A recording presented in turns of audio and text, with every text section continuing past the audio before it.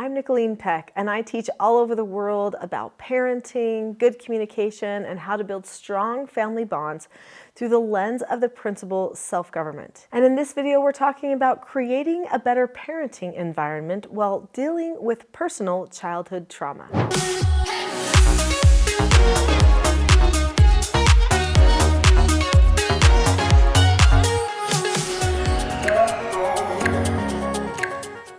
In this video, we're going to be talking about childhood trauma and what that can do to your parenting practices and some key things that you can do to help have a good, solid parenting practice while dealing with your past trauma.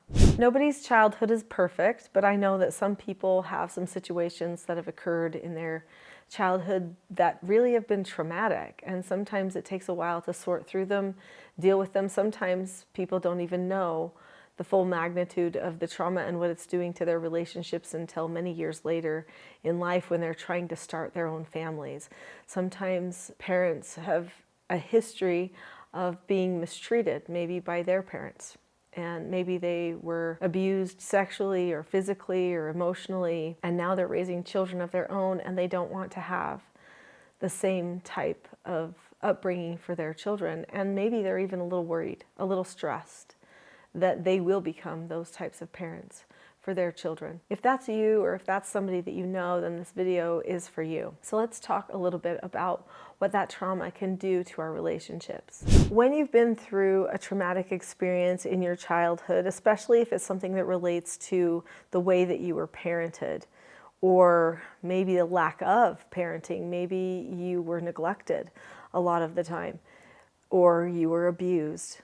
Those types of things do end up impacting our relationships. So our relationships with other people are usually mostly based upon our experiences with relationships we've had in the past. Now, of course, we can deliberately alter the way that we see relationships and we can pave a new way forward, but without seeing something else in action, it is very difficult to break out of an old habit or break away from a past trauma or experience and start doing something new. I do want you to know that it is possible.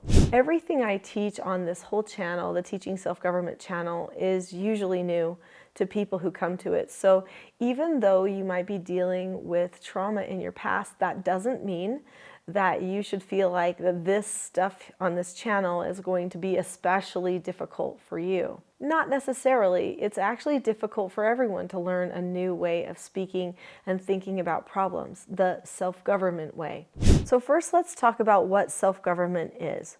So self-government means that you understand the cause and effect of any given situation that you're in, and you also have a knowledge of your own behaviors so that you can control them.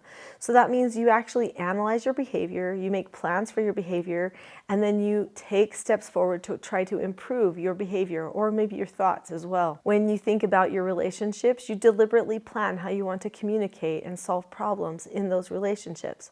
When a person is self-governed, they learn how to be calm, how to be patient with their change and their growth, and with the change and growth in others too. They learn how to give themselves no answers, how to accept the no answers of others so that they can observe boundaries. They stop and think before they just move on.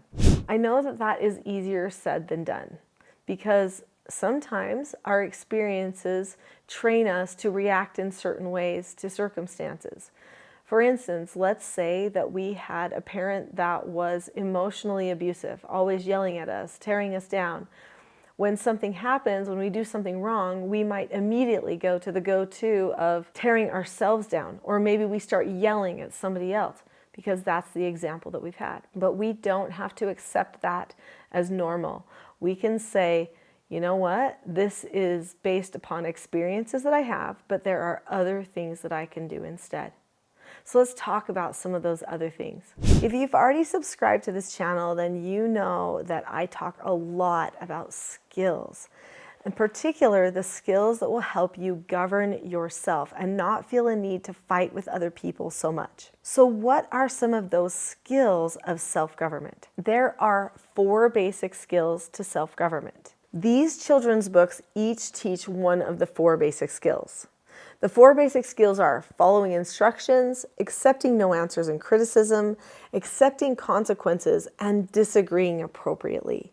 When a person learns the skill sets to these 4 basic skills, that actually takes care of 99% of their behavioral problems. If you learn how to follow instructions, you know how to look at the person, so establish a connection, which some people struggle with if they weren't very connected with their parents.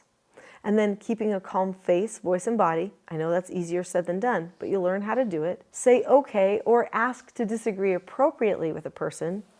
And then you do the task immediately and then check back. When a person is self-governed, they can give themselves instructions.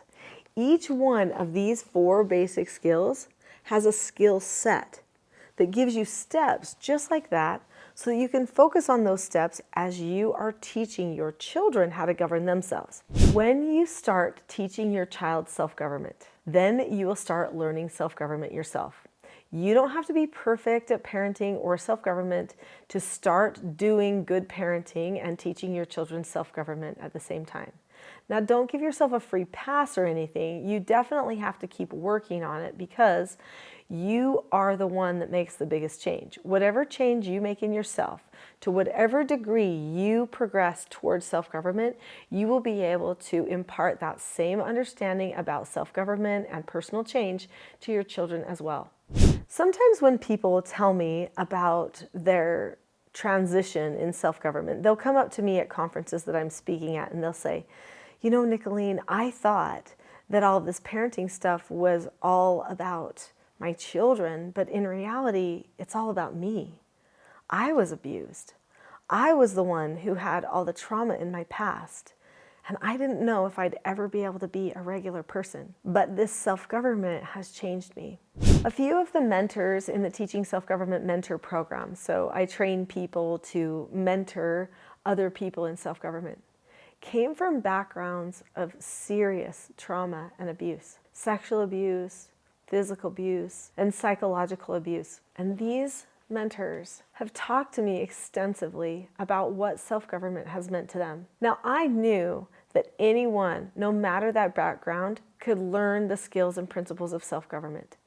Because for years, I did therapeutic treatment care for troubled teens, most of whom had experienced a significant amount of trauma in their backstory. And they all progressed, changed, left some of their trauma behind. It was really inspiring. But when I talked to these mentors, they gave me a deeper look at what it meant to truly learn self-government after never experiencing self-government in their upbringing. One woman in particular told me, Nicholeen, I was so abused. She was abused sexually, physically, and psychologically. I felt I was worthless.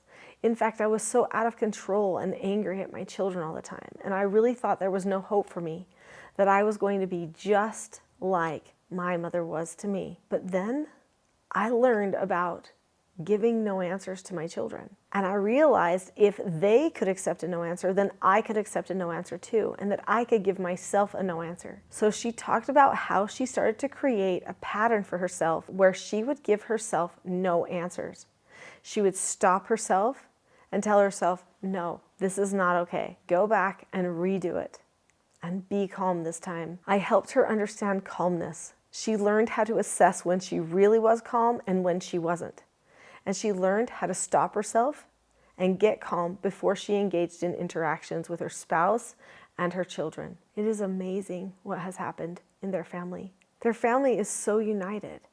They have a bigger picture of what's possible for them for the future. There are even people in the family who have very difficult behaviors. They're neurodiverse and they struggle with some basic things that most neurotypical people don't struggle with. But since the mother is now calm and self-governed in her parenting, those children are actually more self-governed too. And they just don't seem to have the problems anymore. So what did she teach her children? She taught her children the 4 basic skills of self-government, but she didn't just stop there. She took the whole TSG parenting course and the 3-day parenting mastery training. And what she did was she learned the scripts for how to correct her children, how to praise her children, how to pre-teach her children, how to help them in intensive teaching situations when they were going completely out of control, and how to do all of it without losing her calmness at the same time. I would like to help you start on the road to get to the place where this mentor was, and I hope you'll meet her one day. What do you do first? Start with calmness. You have to start with your own heart. You may not be perfect at calmness just by learning a few tools, but it will be a step in the right direction. So on my website, teachingselfgovernment.com, I have a Calm Parenting Toolkit. That Calm Parenting Toolkit right now is free if you go to teachselfgov.com/toolkit, which is in the description below this video. If you click on the link to the Calm Parenting Toolkit right now, you can have it for free. You'll learn 10 tools for calmness, and it will start you on the road to self-government. Start working on you. It's self-government. Then you'll be able to share with your children the skills and principles they need for their self-government too. I'll see you there.